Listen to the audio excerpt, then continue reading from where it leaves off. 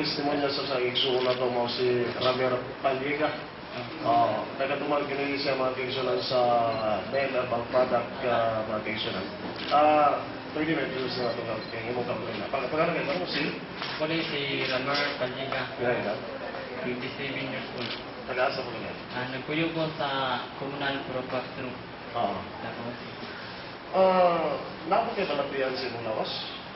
katong una, usang day ko kakuan ako sa bago construction worker.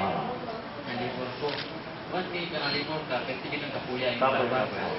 Kung nasubraan ko sa kapoy taong lawas, so nagriya ka akong pagaling mo akong lawas, gilantan ko. Pag ginanat na ko, naka-absent ko rin, palitan ko sa ungate, o nagsimuli ka ganiyang pintan, palitan ko niya o akong inom, pagkagabi. Then pagkabuntag, ako nga observan sa akong galing nga, okay na ko, wala na ko yung kakapoy sa lawas. Ayun. Pero nalay, pagkalabad ng ulo, din ako din kanang gipaluapan og inom. Hangtod pagkaustog gipaluapan ko nako.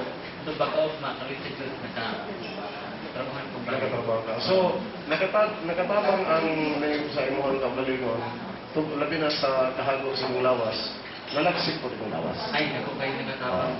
So nagainom gyapon ka karon. Tung una nga kuan, nag-inom ko. Pero kung napo ko ikuan, inom lagi ako ko kay makayon kita. Kaya nakatabang din sa imong lawas. So mamahay mo nga mapadayon dito mo siya. Ay, nakatabang din pinangan sa imong lawas. kaya ako ginanaprove sa akong galingon nga makayon kitang nip. Ayun. So mao na imong testimonya karon ng panahon na.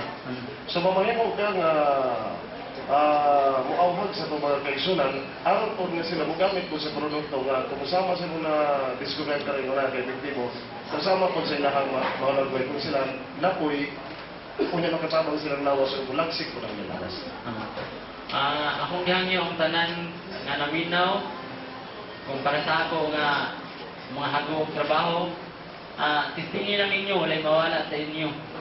Kay kung yung testingan, maklaro ninyo, makita ninyo kung unsa gid ang kayon sa ning makuha sa inyong bawal.